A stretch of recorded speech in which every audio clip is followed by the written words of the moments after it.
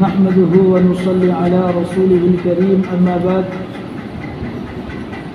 قال الله تبارك وتعالى في القرآن المجيد والفرقان الحميد أعوذ بالله من الشيطان الرجيم بسم الله الرحمن الرحيم والعصر إن الإنسان لفي خسر إلا وعملوا الصالحات وتواصوا بالحق وتواصوا بالصبر.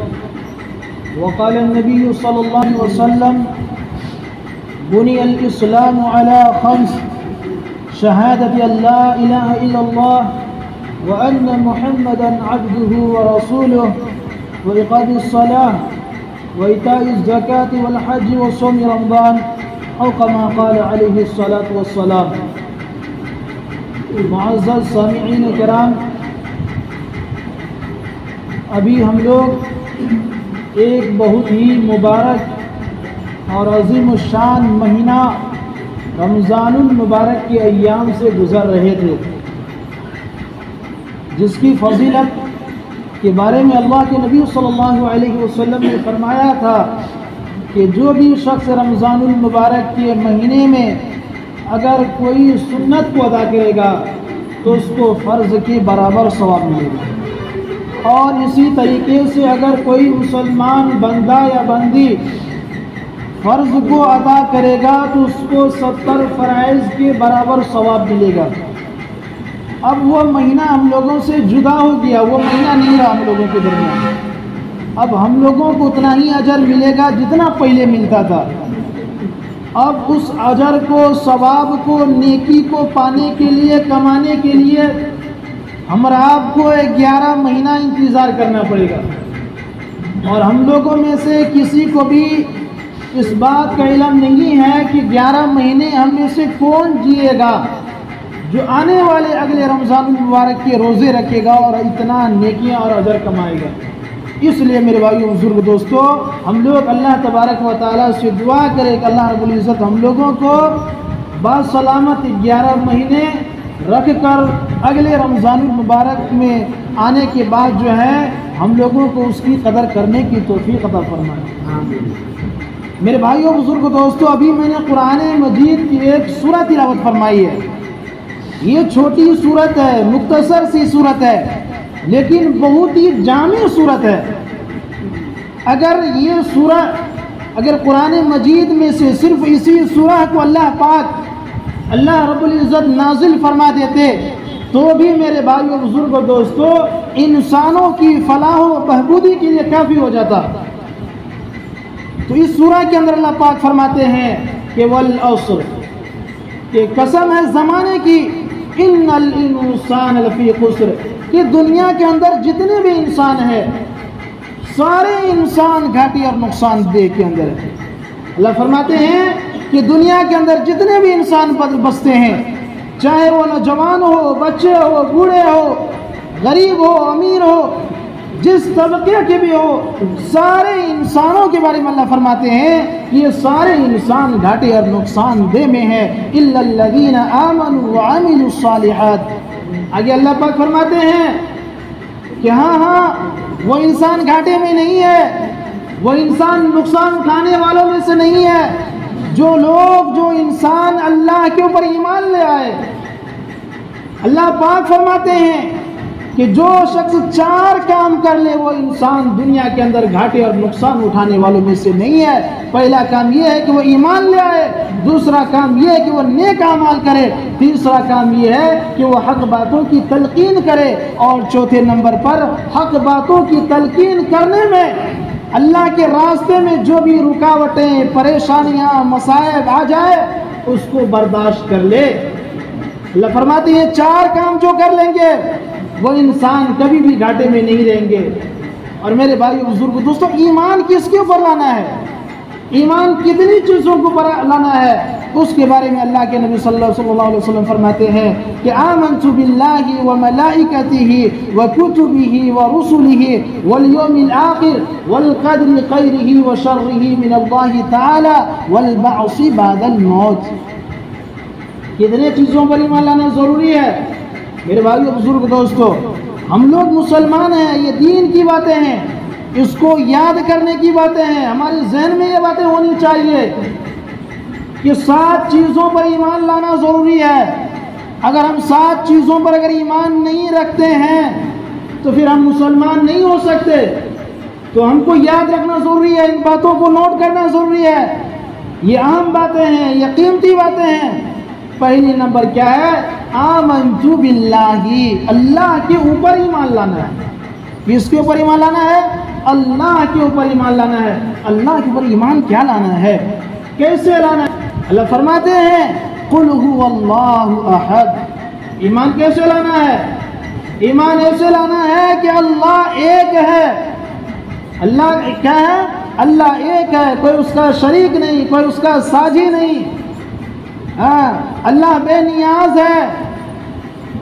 اللہ کوئی بھی کام کرنے چاہے تو دوسروں کی مدد کی ضرورت نہیں. اللہ کے سوا کوئی معبود نہیں, اس کے سوا کوئی پالنہار نہیں, اس کے سوا کوئی رب نہیں. حاجت روا وہی ہے, مشکل کشا وہی ہے, بیماری کا دینے والا وہی ہے, شفا کا دینے والا وہی ہے, غربت کا لانے والا وہی ہے, تنگدستی کا لانے والا وہی ہے, مال و دولت کا دینے والا وہی ہے. اللہ فرماتے ہیں کہ قل اللہم مالک الملک تؤتی الملک من تشاء وتنزع الملک ممن تشاء وتعز من تشاء وتذل من تشاء بیدک الخیر. اللہ فرماتے ہیں کہ اللہ وہ ہے جس کو چاہے بادشاہت عطا کر دے اور جس سے چاہے بادشاہت چھین لے, اور اللہ جس کو چاہے عزت کی چوٹی پر پہنچا دے, اور اللہ جس کو چاہے ذلیل و خوار کر دے. یہ اللہ کی طاقت ہے, یہ اللہ کی قدرت ہے, اور اللہ کی قدرت کو کوئی چیلنج نہیں کر سکتا. میرے بھائیو بزرگ دوستو, رات میں آندھی آئی تھی, کیا کوئی شخص آندھی کو روک پائے گا؟ آندھی کو کوئی روک پائے گا؟ نہیں روک سکتے ہیں. چاہے ہم لوگ لاٹھی کے ذریعے سے, بندوق کے ذریعے سے, توپ کے ذریعے سے, میزائل کے ذریعے سے کھڑا ہو جائے کہ آج آندھی نہیں آنے دینا ہے, آج زمین پر زلزلے کو نہیں آنے دینا ہے, آج صبح میں مشرق سے سورج نکلنے والا اس کو نکلنے نہیں دینا ہے. یہ اللہ کی طاقت کو کوئی چیلنج نہیں کر سکتا ہے. تو ان کے اوپر بھی ایمان لانا ضروری ہے, اس کے اوپر ایمان لانا ضروری ہے. اللہ الصمد, اللہ بے نیاز ہے. یعنی کیا بے نیاز کا کیا مطلب؟ یعنی اگر کوئی کام کرنا چاہے اس میں دوسروں کی ضرورت کوئی نہیں اللہ کو. اگر ہم کوئی کام کرنا چاہے ہم اکیلے نہیں کر سکتے. بہت سارے ایسے کام ہیں جو اکیلے نہیں ہو سکتا, دوسروں کی مدد کی ضرورت پڑتی ہے, چندے کی ضرورت پڑتی ہے, بہت سارے ضرورتیں پڑتی ہے. جب تک کہ ہمارے بستی والے, ہمارے محلے والے ہمارا ساتھ نہ دے, ہمارا ہاتھ نہ بٹائے, ہم اس کام کو نہیں کر سکتے. لیکن اللہ پاک کی تعریف, اللہ پاک کی خوبی یہ ہے کہ اللہ بے نیاز ہے. کیسے بے نیاز ہے؟ اللہ نے زمین کو پیدا کیا, اللہ نے آسمان کو بنایا, اللہ نے چاند, سورج, ستارے اور سیارے کو بنائے. کہ اللہ نے کسی کو کہا کہ بھائی اے نہر چوک کے مسلمانوں, اے نیپال کے مسلمانوں, یہ ہم نے سورج بنایا ہے, ہاں یہ روشنی دیتا ہے, لیکن اس کے اندر تیل ڈالنا ہے, اس کے لیے پیسے کی ضرورت پڑی ہے. نہر چوک کے مسلمانوں, اگر تم نے پیسہ نہیں دیا کل سے یہ سورج نہیں نکلے گا, یہ روشنی نہیں دے گا. کبھی اللہ نے کہا ہے یہ ضرورت پڑی ہے ہماری. یہی ہے اللہ کی طاقت, یہی ہے اللہ کی خوبی کہ اللہ بے نیاز ہے. ہم میں سے کسی کی اللہ کو مدد کی ضرورت نہیں. لم یلد ولم یولد, اللہ وہ ہے نہ جو کسی سے جنا اور نہ اسے کوئی جنا. یہ اللہ کی تعریف ہے. میرے بھائیو بزرگ دوستو, اس کو ذہن نشی کر لے. یہ علم کی باتیں ہیں کہ اللہ وہ ہے, ایشور وہ ہے, بھگوان وہ ہے جو نہ کسی سے جنا اور نہ اس سے کوئی جنا. یعنی نہ اللہ کا کوئی باپ ہے, نہ ماں ہے, اور نہیں اللہ کا کوئی بیٹا اور بیٹی ہے. یہ اللہ کی تعریف ہے کہ نہیں؟ بہت سارے ایسے بھی مذاہب ہیں جو لوگ اب کسی کو بھگوان مانتے ہیں, رب مانتے ہیں, لیکن وہ دنیا میں نہیں ہے. جیسے ہم مان کے چلے, اگر ہمارے غیر قوم جو ہے وہ رام کو یا سیتا کو, جس کو بھی بھگوان مانے, لیکن وہ دنیا میں تو ہے نہیں, وہ تو پیدا ہوئے مر گئے, تو پھر وہ بھگوان کیسے ہو سکتے ہیں, وہ اللہ کیسے ہو سکتے ہیں؟ میرے بھائیو بزرگ دوستو, یہ عقل کی باتیں ہیں, یہ دماغ کی باتیں ہیں. وہ شخص جو دوسروں کو نفع نہ پہنچا سکے، وہ شخص جو خود مجبور ہو، جو خود موت کے جام پی کر سو جائے، جس کے خود جسم کے گوشت اور ان کی ہڈیاں گڑ کے سڑ کے گل جائے، مٹی کے اندر نابود ہو جائے، تو پھر وہ خدا کیسے ہو سکتے؟ وہ پالن ہار کیسے ہو سکتے؟ وہ دوسروں کو مدد کیسے کر سکتے ہیں؟ تو میرے بھائیو بزرگ دوستو، اللہ وہ ہیں، قرآن میں فرماتے ہیں کہ هو اللہ الذی لا الہ الا هو الحی القیوم، کہ اللہ وہ ہیں جو ہمیشہ سے زندہ ہے۔ اگر میرے بھائیو بزرگ دوستو، اگر اللہ ہی مر جائے، اگر خدا ہی مر جائے، تو پھر یہ دنیا چلے گی کیسے؟ دنیا کے نظام کیسے چلے گا؟ جو چلانے والا ہے وہی چلا جائے۔ اگر مثال کے طور پہ کسی ملک کا وزیر اعظم اگر مر جائے تو تتکالین ایمرجنسی کے طور پہ کسی دوسرے کو وزیر اعظم گھوشنا کرنا پڑتا ہے، یا کسی دوسرے کو اس کی ذمہ داری دینا پڑتا ہے تاکہ وہ ملک کو کنٹرول کر پائے۔ تو میرے بھائیو بزرگ دوستو، اللہ وہ ہے جو نہ کسی سے جنا اور نہ اس سے کوئی جنا، وَلَمْ يَكُنْ لَهُ كُفُوًا أَحَدٌ، اور اللہ کے مقابلے کا کوئی بھی نہیں ہے، اللہ کے برابر کوئی نہیں ہے۔ جیسے اگر مثال کے طور پہ کسی بھی ملک کے اندر اگر کوئی وہاں کا جو پردھان منتری ہوتے ہیں کوئی نیا قانون بنانا چاہتے ہیں، جو ان کے وپکش لوگ ہوتے ہیں وہ وروध کرتے ہیں کہ یہ قانون ہم نہیں بننے دیں گے، یہ قانون ہم پاس ہونے نہیں دیں گے، لیکن اللہ وہ ہے کہ اگر کوئی قانون بنانا چاہے، اگر کوئی نظام نافذ کرنا چاہے، ہم اس کی وروध نہیں کر سکتے، ہم اس کو روک نہیں سکتے، اس کے راستے میں حائل نہیں ہو سکتے۔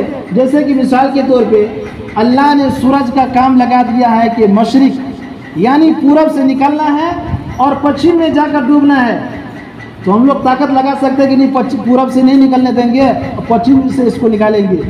ہم لوگ کر سکتے ہیں ایسا؟ نہیں کر سکتے۔ اللہ کے طاقت کے سامنے ہم لوگ زیرو ہیں، اللہ کے طاقت کے سامنے ہم لوگ کیا ہیں؟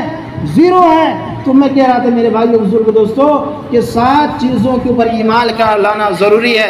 جب تک ہم 7 چیزوں کے اوپر ایمان نہیں لائیں گے ہم مسلمان نہیں ہو سکتے۔ تو وہ یہی تھا، اللہ کے اوپر ایمان لانا ہے، اللہ کی ذات و صفات کے اوپر ایمان لانا ہے، اور اس کے بعد آمنت باللہ و ملائکتہ، اللہ ایمان لانا ضروری ہے۔ اللہ کے جیسے اللہ تعالیٰ نے 4 مقرب فرشتے کو بنائے، بے شمار فرشتے ہیں، ہم گن نہیں سکتے ہیں، اور اللہ تعالیٰ نے ایک ایک فرشتے کو اتنی طاقت دی ہے، اگر وہ چاہیں یہ جو زمین اور آسمان ہے اس کو الٹ کر دیں گے، ہم لوگ نہیں روک پائیں گے، اتنے مضبوط فرشتے ان کے ہیں۔ جیسے حضرت جبرائیل علیہ السلام، حضرت میکائیل علیہ السلام، حضرت اسرائیل علیہ السلام، حضرت اسرافیل علیہ السلام، یہ اللہ کے مقرب فرشتے ہیں اور اللہ کے معصوم بندے ہیں، یہ گناہ نہیں کرتے، یہ خطا نہیں کرتے، ان سے نافرمانیاں نہیں ہوتی۔ اللہ نے اس کو جس کام کے اوپر لگا دیا وہ ہمیشہ لگے رہتے ہیں، اس کے اوپر بھی ایمان کا لانا ضروری ہے۔ اور اس کے بعد کتابوں کے اوپر بھی ایمان لانا ہے۔ اللہ نے 4 مقرب کتابیں نازل فرمائی، 4 مشہور آسمانی کتابیں نازل فرمائی ہے۔ تورات حضرت موسیٰ علیہ السلام کے اوپر، زبور حضرت داؤد علیہ السلام کے اوپر، انجیل حضرت عیسیٰ علیہ السلام کے اوپر، اور قرآن مجید ہمارے نبی حضرت محمد صلی اللہ علیہ وسلم کے اوپر۔ یہ 4 آسمانی کتابیں، اس کے اوپر بھی ایمان لانا کہ اللہ کی کتابیں، یہ کسی انسان کی لکھی ہوئی کتابیں نہیں، لیکن 3 کتابیں ہیں جن کی جو ہے قانون منسوخ ہو چکی۔ قرآن مجید کو مان کر ان کے احکام کے مطابق اپنی زندگی کو گزارنا ہوگا، لیکن بائیکاٹ اس کو بھی نہیں کرنا ہے، نہ تورات کا کرنا ہے، نہ زبور کا کرنا ہے، نہ انجیل کا کرنا ہے، لیکن فالو کس کو کرنا ہے؟ قرآن مجید کو کرنا ہے۔ تو اس کے اوپر بھی ایمان لانا ضروری ہے۔ اور وہ رسول ہی، اور رسولوں کے اوپر بھی ایمان لانا کہ اللہ تعالیٰ نے اس دنیا کے اندر انسانوں کی ہدایت و رہنمائی کے لیے، انسانوں کی فلاح و بہبودی کے لیے کم و بیش 1.25 لاکھ انبیاء کرام کو مبعوث فرمائے ہیں، اور سب سے آخر میں حضرت محمد صلی اللہ علیہ وسلم کو مبعوث فرمائے ہیں۔ اور آپ صلی اللہ علیہ وسلم کے بعد اب کوئی نبی آنے والے نہیں ہے، نبوت کا دروازہ بند ہو چکا ہے۔ اگر اب کوئی نبی ہونے کا دعویٰ کرے وہ انسان جھوٹا ہے، کذاب ہے، مکار ہے۔ یہ ہمارا ایمان ہونا چاہیے، یہ ہمارا ایمان ہونا چاہیے تو میرے بھائیو بزرگ دوستو، 7 چیزوں میں سے کتنی چیزیں ہو گئی؟ آمنت باللہ و ملائکتہ و کتبہ و رسلہ والیوم الآخر۔ 5ویں نمبر پر آخرت کے دن کے اوپر بھی ایمان لانا کہ اللہ نے ہم کو دنیا کے اندر بھیجا، پیدا کیا، یہ مختصر سی زندگی، یہ چند گھڑی کی زندگی دی، یہ زندگی ختم ہو جائے گی، مٹ جائے گی۔ یہ زمین و آسمان، یہ جمادات، یہ نباتات، یہ سارے انسان اور جنات، یہ دنیا کے اندر یہ جتنے بھی نقش و نگار دیکھ رہے ہیں، یہ گھر اور مکانات، یہ ساری چیزیں ایک دن نیست و نابود ہو جائے گی، ختم ہو جائے گی، فنا ہو جائے گی۔ اس کے بعد آخرت کا دن قائم ہوگا اور اللہ پاک نے ہم کو جو یہ مختصر سی زندگی دی ہے، پھر اس کا حساب دینا پڑے گا۔ ہم نے کیا کیا، ہم نے کیسی زندگی گزاری، ہم نے کسی پر ظلم کی، ہم نے کسی کو دبایا، ہم نے کسی کی زمین کو چھینا، ہم نے کسی کی مال کو چھونا، ہم نے چوری کی، ڈکیتی کی، زناکاری کی، ہم نے جو بھی اعمال کیے ہیں، ایک دن ہم کو اللہ کی یہاں حساب دینا ہے۔ اس کے اوپر بھی ایمان کا لانا ضروری ہے۔ بہت سارے ایسے بھی لوگ ہیں، بہت سارے ایسے بھی لوگ ہیں، اور مسلمان میں بھی بہت سارے کچھ ایسے ہیں جو یہ کہتے ہیں کہ مرنے کے بعد کیسے زندہ ہوں گے؟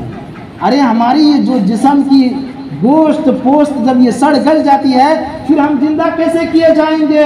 میرے بھائیو بزرگ دوستو، مسئلہ ہمارے جسم کا نہیں، مسئلہ روح کا ہے۔ ہم یہاں جتنے بیٹھے ہوئے ہیں ابھی سارے تندرست ہیں، اگر ہم میں سے کسی کی موت آ جائے، موت آنے کے بعد ہی یہ اتنا اچھا بہترین جسم ہے، تندرست ہے، لیکن موت آنے کے بعد ہی اس کو قبرستان کے اندر ڈال دیا جائے گا۔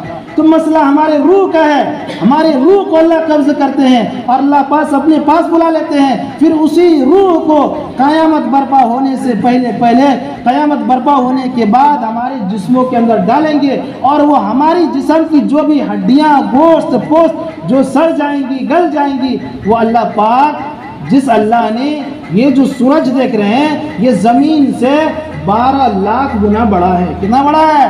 12 لاکھ گنا بڑا ہے، اور اس سورج میں سے اگر ایک ٹکڑا زمین پر گر جائے تو یہ پورا دنیا جل کر راکھ ہو جائے گی، ختم ہو جائے گی، نہ انسان بچیں گے، نہ جنات بچیں گے، نہ گھر بچیں گی، نہ جمادات، مکانات، ساری چیزیں برباد ہو جائیں گی۔ تو اتنا بڑا سورج اور لاکھوں کروڑوں اربوں سال ختم ہو گئے، اس سورج کے اندر کوئی کھمبا نہیں، کوئی کھوٹا نہیں، کوئی پلر نہیں، وہ کیسے قائم ہے؟ اس کو کس نے رکھا ہوا ہے؟ میرے بھائیو بزرگ دوستو، اس کو اللہ پاک نے تھاما ہوا ہے۔ اللہ پاک قدرت کی نشانیاں بھی دکھاتے ہیں انسانوں کو سمجھانے کے لیے، ہم لوگوں کو سمجھانے کے لیے اللہ پاک قدرت کی نشانیاں بھی دکھاتے ہیں کہ اے انسانوں، اے نوجوانوں، اے بزرگوں، جب اتنا بڑا سورج کو ہماری قدرت یہ ہے کہ اس کو ہم تھامے ہوئے ہیں، تو تمہارا معمولی سی جسم جس میں 50 کلو گوشت، اس کو دوبارہ ہم نہیں رکھ سکتے۔ میرے بھائیو بزرگ دوستو، اس کے اوپر بھی ایمان کا لانا ضروری ہے۔ 5 چیزیں بھی، اور باقی چیزیں چھوٹ گئی، وقت نہیں ہے، اس لیے میں انشاءاللہ اگر اللہ تعالیٰ نے زندگی دی تو انشاءاللہ بقیہ جو آنے والی جمعہ ہے اس میں ان باتوں کو رکھیں گے۔ آخر میں اللہ تعالیٰ سے دعا ہے کہ اللہ تعالیٰ ہم لوگوں کو جو بھی باتیں کہیں گئی ہے اس پر عمل کرنے کی توفیق عطا فرمائے، آمین۔ وآخر دعوانا الحمدللہ رب العالمین۔